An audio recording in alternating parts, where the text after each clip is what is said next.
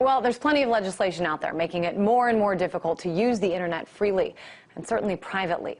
Now, on an international scale, there's ACTA, the Anti-Counterfeiting Trade Agreement. It was signed by 22 out of the 27 EU member states. But there is starting to be some pushback from the European Parliament, with a lot of people having a change of heart about actually ratifying it.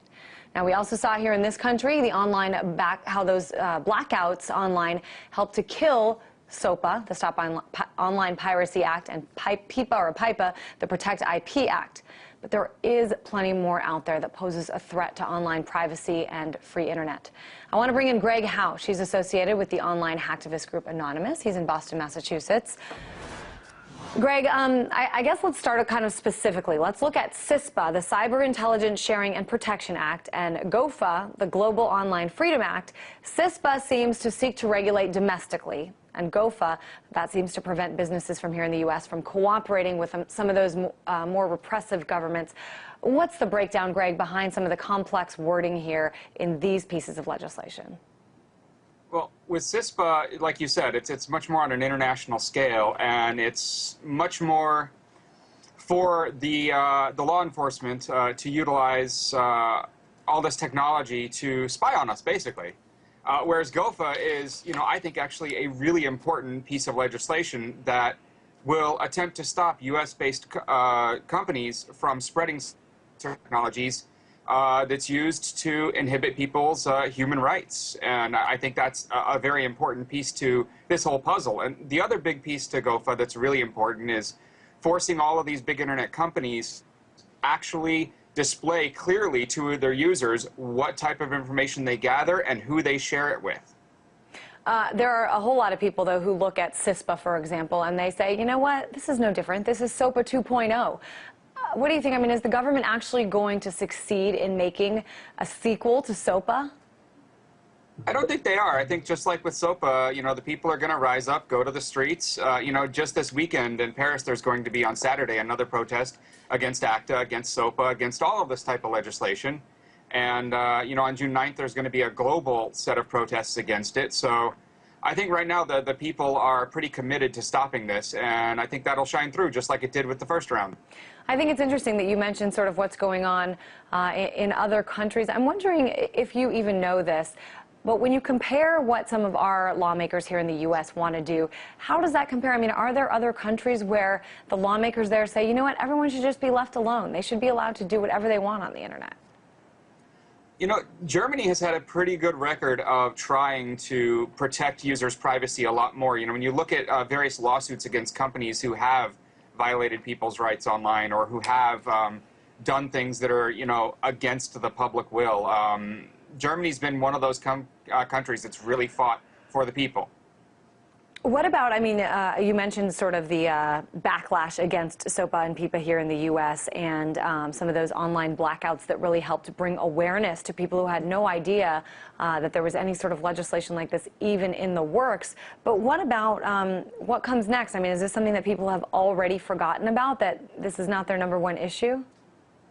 I think a lot of people have forgotten about it. And, the thing that needs to happen is the ones who haven't need to come up and get those people involved. And, all these big companies that stood up at one point need to stand back up. There is an actual group of companies, GNI, that includes people like Google, Microsoft, Yahoo, all these big companies that, WikiLeaks, Wikipedia, I should say, and that actually came together for the blackout. And those people need to get, their resources back together and make it happen again. I mean, it was their support that really drew in the international press, which then got the general public. Well, I've got to say, Greg, here in D.C. And really around the country, when you hear about this legislation, when you hear about this need to give the National Security Agency, the FBI, the government more power, it's always in the name of the same thing. It's always in the name of cybersecurity. A lot of people say, the internet is the future of terrorism. Is there a legit national security concern here, or, I mean, is this totally blown out of proportion? What do you think? I think it's blown out of proportion. I mean, yes, there's a legit concern, but you have to balance that concern. Jan Malinowski of the Council of Europe said this perfectly, I think. Policy goals should not be used simply to protect outdated business models. And a lot of these laws they're trying to pass are doing just that. And they're using the fear tactic of, national security to convince the general public that these need to be passed. Now, one of the faces of this movement, sort of on the other side, has become former Senator Chris Dodd. Chris Dodd, now the head, sort of lobbyist for the, or the head of the Motion Picture Association of America. He doesn't think that that CISPA is necessarily dead. He thinks that there's a possibility that in some other form it's going to come. What's the answer here? Because a lot of these movie companies and music companies, they do spend a whole lot of money to make their product, and when it's simply pirated so easily without any sort of consequences, they say, this is wrong. So is there a better way? Is there an answer that's not being explored yet? Absolutely. I mean, you've got prime example right in front of you. I went to jail for copyright infringement. I was a pirate in the 90s.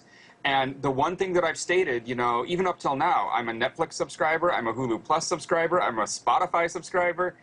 If you provide the materials in a format and via some kind of mechanism that is simple to use at a good price, people will pay.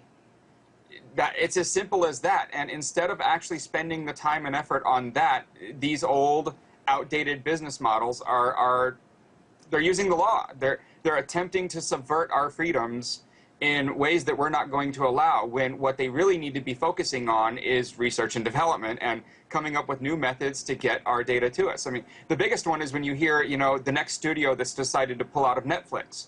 Well, what's going to happen from that is people like me aren't going to be able to find your movies on the services that we pay for anymore, and we're going to turn to the only other way we have to get them, sitting in our chair at our house, which is piracy. It's up to them to provide us their material, their content, in ways we want to consume it at this point. It used to be that we just had to accept whatever they gave us.